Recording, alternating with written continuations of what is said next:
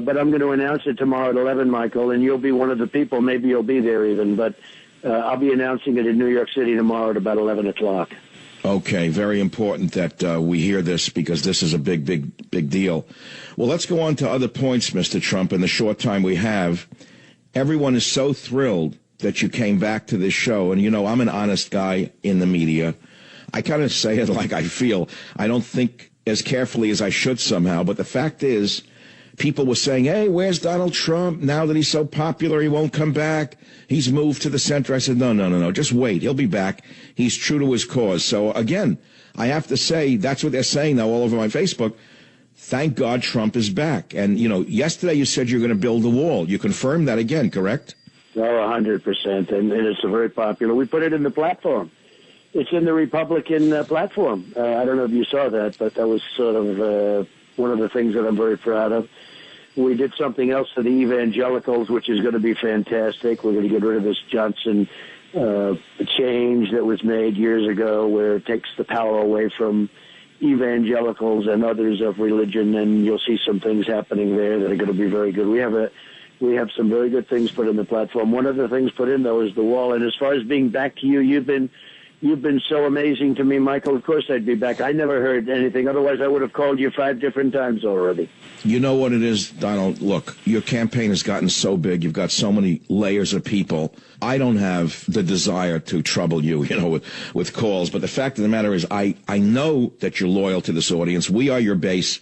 We'll always be there for you. And the times right now are so troubled. We are in such troubled times, such dangerous water. I don't want to go into the litany of what Obama's been doing with this police business. All I can say is that unless you win, many of us are afraid this country is over. That's the absolute truth. Well, Michael, I'm the law and order candidate, and I have a big heart. Believe me, I treat people fairly, but I'm the law and order candidate, and our police are being absolutely treated terribly. You look at what's going on, and you know, they'll take a bad incident or 2 bad incidents or 3, but they don't show the millions of incredible things that take place over the course of a year. And, you know, they're very restricted, and they are very, very concerned. The police of this country, these are great people that do a great job, and every once in a while, something will happen.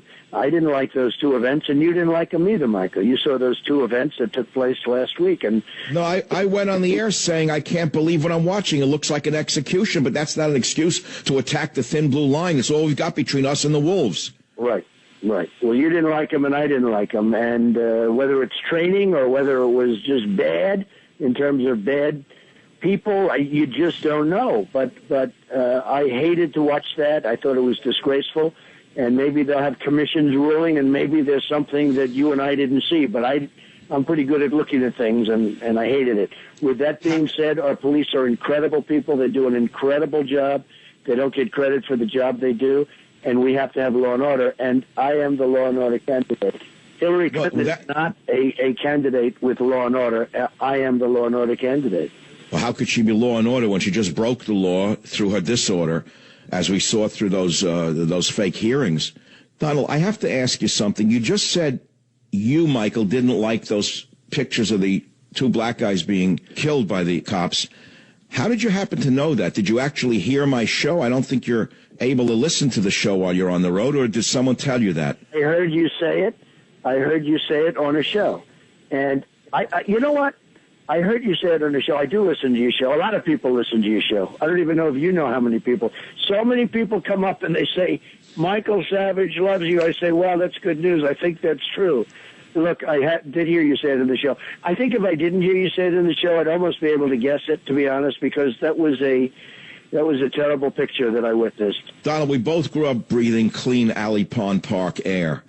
I was on the other side of Union Turnpike, but it was the same air. We learned how to think clearly, and we know what clear air is. Donald, you know, you just said something very interesting. My audience, which is very big, just nominated me to the Radio Hall of Fame. Did you hear about that yet or not? That I have not heard about. I think you deserve it, but that I have not heard about. Well, it was a big contest that listeners themselves could vote on, and the important point of my mentioning that is that on November 17th in Chicago, after you have won the election, I'm going to the Radio Hall of Fame to be inducted into the National Radio Hall of Fame with Walter Winchell and some other greats. I'm going to put you on the spot. Would you consider inducting me into the National Radio Hall of Fame? Well, where is that, and what was the exact date? November 17th in Chicago. Michael, that's like an eternity.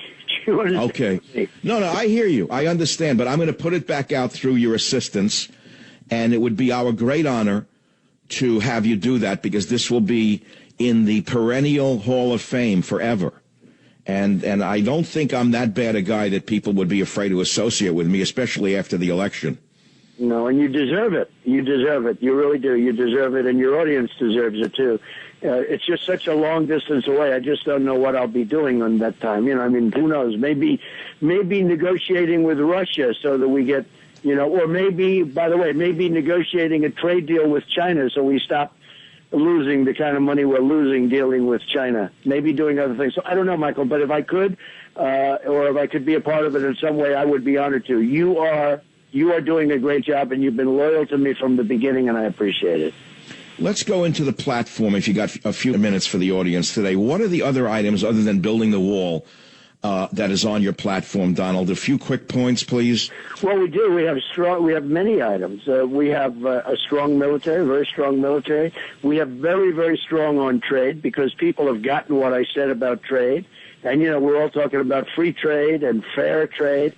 And my trade is basically, we want to make great deals for this country. Whether you call it free or fair, I could give you 10 different names for trade. I know every one of them.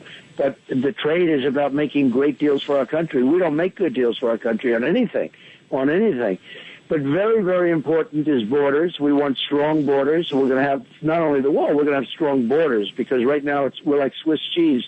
And as you probably heard, my endorsements from Border Patrol agents, and 16,500 Border Patrol agents, and Sheriff Joe Arpaio, who's the toughest and a fair guy, but the tough guy on the border, they've all endorsed me, which, frankly, they have never done that before. The Border Patrol agents have never endorsed a presidential candidate before. So we're going to have strong borders. We're going to have many things, and many, many great things. Many of the things I'm talking about. We're going to defend our Second Amendment, very strong, always obvious, but we're going to defend our Second Amendment, which, as you know, is under siege. Savage. Well,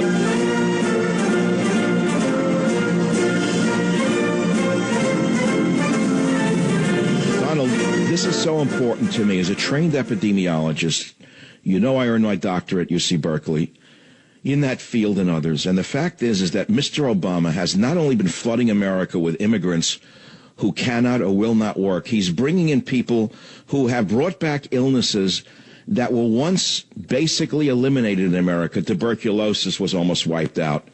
I can name 5 other diseases.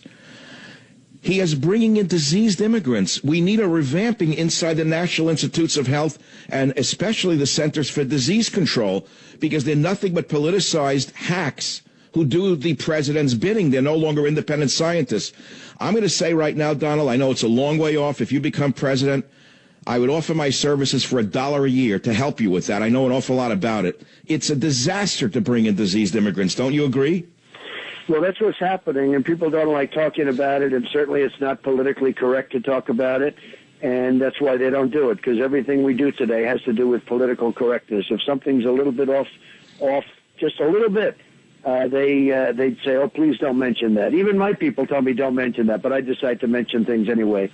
Even though I know it's going to end up being a firestorm, I mention them anyway. But there's something that's one of the other elements, and the people are pouring into this country, and in many cases, they're not well people, and we have, in many respects.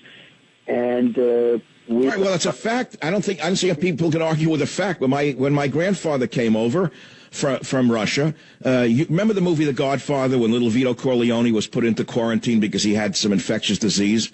Yep. They walk across the border now with Zika, TB, malaria, doesn't matter. And then they dispense throughout the population. It's crazy. No sane society on earth has ever done this. Anyway, I don't want to drag you into the realities of this, because you have plenty of other things to deal with that are probably higher on your priority list. Obama has destroyed race relations in our nation. Everyone acknowledges that. Even liberals are frightened right now what he is doing. How can you fix this, Donald, when you become president? How? So Well, he's the great divider, and I had hoped that when he got in, I had no great feeling that he was going to be a great president, but what I did have a feeling that he would be a cheerleader for the country, and he would be somebody that could bring people together, perhaps. And unfortunately, that didn't work out. He's turned out to be far worse than anybody understands in terms of division. He's the great divider. And we need somebody, obviously, we need jobs. We need all of those things. We need incentives, but we need jobs. And we're going to bring back jobs from other countries. We're going to bring back jobs from Mexico. We're not going to let these countries take our companies like they do, like we're babies. But one very important thing, I will be a cheerleader for this country. We're going to be a cheerleader for this country because right now our country has absolutely no spirit. You see what's going on in our cities now with the crime and the problems and the horrible situations that are occurring and really occurring, and you're seeing it very much over the last 2 weeks. But we will bring back spirit, and I will be a great cheerleader, among other things, for the country. Donald, but I think that's why you appeal to women and to minorities. It's because they also, I'm talking about the middle class in the minority groups. They want the American dream. They don't want a revolution. They don't want division. They don't want races fighting with each other. They came here to build a better life, and they want someone like you, and I've said it 100 times, who they can look up to give them a part of the American dream. And that brings us right to Hillary herself. She calls you divisive when she wants to carry forward Obama's identity politics, the exact opposite of what she's saying. She's the one who'll divide the nation even further. We all know that. Well, what she got away with her emails, I think it may be her greatest accomplishment, if you want to know the truth, because you look at the mistakes she's made. But I think her single greatest accomplishment will be the fact that she got rid of 33,000 emails and nobody even called her on it. She was proven to be a liar, and the director said she was a liar. The director of the FBI said she was a liar, and nothing happened. I think it's absolutely incredible. I think it's her greatest accomplishment in life. Donald, I know you're busy and you've got to run, but I want to say this. I hope you pick Mr. Pence over the G-Man for a number of reasons. Mr. Pence is new. He's fresh. He has a wonderful background and a wonderful family. He's not burdened with any baggage, and I think he's going to make a fabulous vice president and also really, I think, make the team 100% stronger. Well, he's a great guy, and they're all good. I mean, and many more beyond the three that you're talking about. We had some incredible people, and, I haven't made that final decision, but I'll be announcing it tomorrow at 11, and you'll be listening, and I really appreciate your support. And if I can help you with your induction, if I can, I will do it in one form or the other. Before you go, I'm going to resend the announcement of that win, which was this Monday. I sent it to your assistants. I don't think they got it to you because of, what's going on. We'll make sure that you get a quick look at that story because you'll be quite surprised to find out who I was running against. Donald, you're a very competitive man. And I remember during your primaries, you went at your competitors with tooth and claw. People accused you of being too aggressive, too this, too that. And you said, no, first I have to beat them to get where I want to go. Remember that? I do. We have to win. I have the same kind of competitive streak in me, and so I beat the number one, guy in radio who was running against me. And I said he's a wonderful guy and a great competitor after the fight, as boxers do after a fight. They embrace each other. But I ran against a very, very hard couple of candidates, Donald. And I want to, again, say to you, keep fighting.